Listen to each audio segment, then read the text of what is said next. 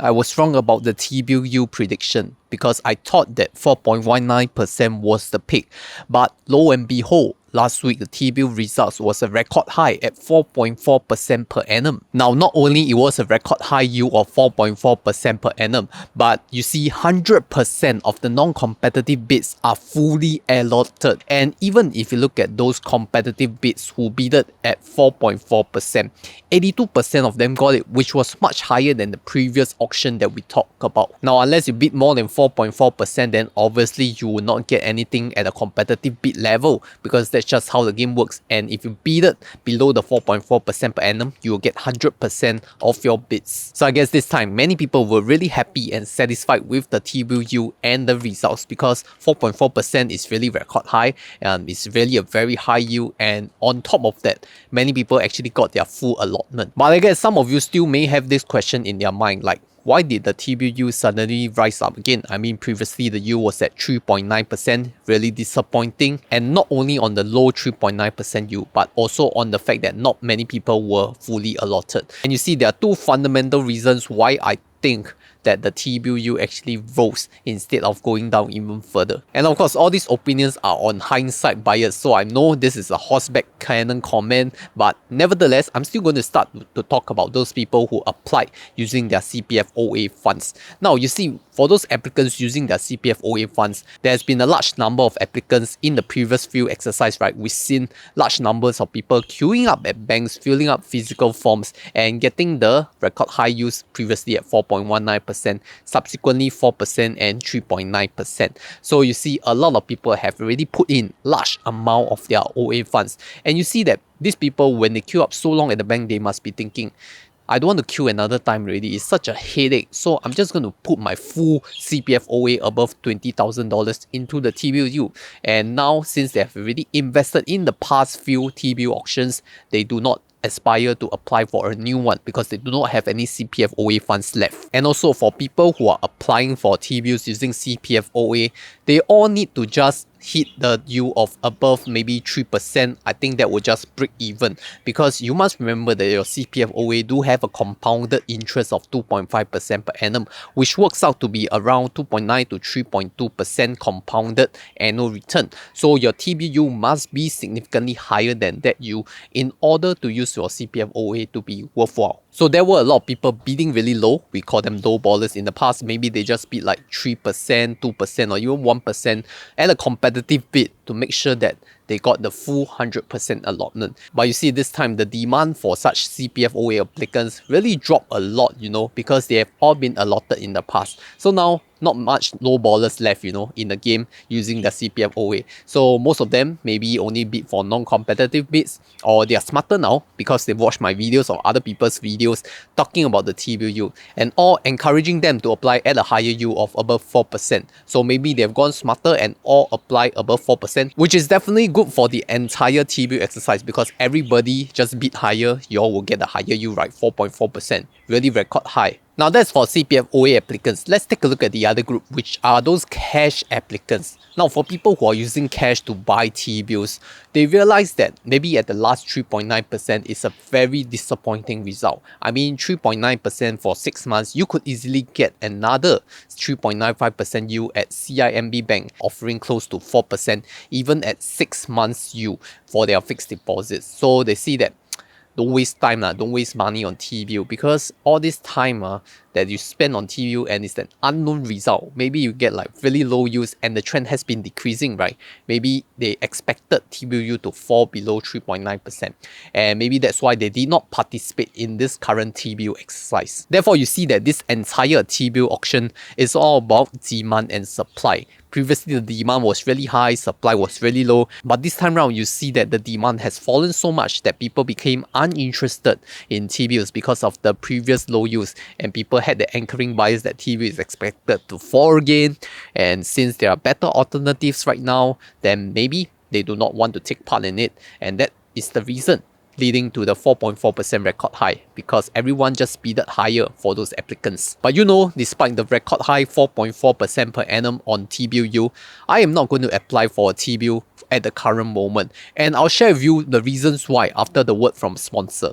Ho ho ho, it's Merry Christmas soon and Weibo is spreading its love by giving $150 worth of cash voucher, especially during this promotional period till 31st December. So when you sign up for Weibo account and make your first deposit of at least 2,000 Singapore dollars, then you can make a one buy order. This order will need to be a minimum of 100 USD. I mean, you can look at AAPL Apple stock because one share of Apple is around 150 US dollars. Next, you also have to make one options trade. So I would suggest that you buy one put option of Apple at $70, expiring the nearest date, which is this Friday, and that will be at 1 cent, right? So 100 units of that will be just $1 expense. After that, make sure that you hold your deposits for at least 30 days until your cash voucher is credited. So don't need to worry about whether your stock value will fluctuate up or down, because as long as you have not made any cash withdrawals, your reward eligibility is still valid. So sign up for a Weibo account using my referral link down below or scan the QR code right here, and hope you have enjoyed a Merry Christmas. So the fundamental reason that I am not choosing to apply for T-bills is because I have more money put in high interest savings account, specifically the UOB One account. And I've gone through this few high interest savings account, right? Previously was the OCBC 360. That was giving around 4.05% for me because I did not have their credit cards. And you see, UOB One just came up with an even better offer at 5% per annum if you fulfill two categories, which is crediting your salary into the UOB One account, as well as making $500 of eligible credit card spend on 3 of their credit cards. So you see, I'm putting majority of my cash balances into UOB One to take advantage of that 5% high interest. And you see, the thing about high interest savings account is that it's fully liquid. Anytime you want to use the cash, you can just take it out. Whereas if you put money in the T-bill, it's sort of locked up for 6 months. Not that you can't sell it or liquidate it, but it's very difficult. So you have to make sure that it is not money that you need to use within 6 months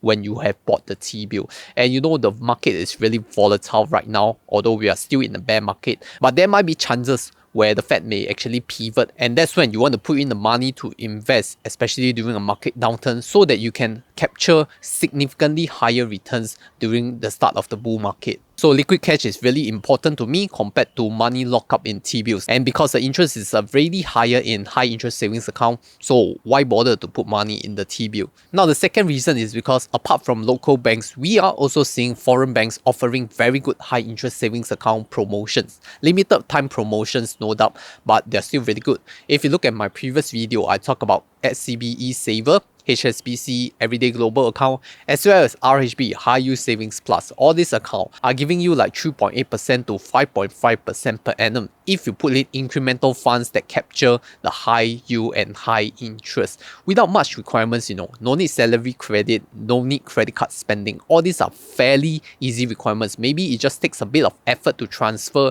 the large amounts of money, but after all, it's really worth the effort because you don't really have all these spend criteria and salary credit criteria. Although you must note that because it's a limited time promotion, you can only use that high interest savings account for max 1 to 2 months depending on when you put your money at. So my main cash reserve is $100,000 in UOB One account, capturing that 5% high interest. And for those excess funds above 100k, I will park it in either one of these high interest savings account by the foreign banks, EGA, RHB, or even SCBE Saver. Good thing about all these high interest savings account is they are really fully liquid. I could use those funds anytime I want to, don't need to be locked up, and don't need to wait like 6 months for them to be given back to me, unlike T-bills. My third and final reason may not be too convincing, but I do expect interest rates to rise further in the short term, albeit at a slower rate, because the Fed is confirmed to fight inflation head on. Previously, we talked about 0.75% and maybe a further 0.5% in the December rate hike exercise. Of course, all these are going to cause global interest rates to rise as well, so we are expected to see your T-bill interest as well as your Singapore savings bond interest to increase. So maybe the global interest rates may be peaking at the first quarter next year at 2023. And just nice, it happens to be the high interest savings account of foreign banks expiring, which means that I could then use those funds in the foreign high interest savings account and put them in the future T-bills. And I'm sure by that time, all the low ballers of T-bill has mostly vanished, because most of them have already spent their money in the previous T-bill exercises, gathering around 4%. Maybe by that time T-bill yield may rise to 5%. I don't know. I don't have a crystal ball. It may or may not happen. So what are your thoughts then? Are you going to apply for the next coming T-bill exercise? But if you are not interested in T-bill exercise because of my reasons stated above, maybe you want to take a look at this foreign high interest savings account in my previous video right here, because I'll show you how you can do that to secure a high interest rate as well.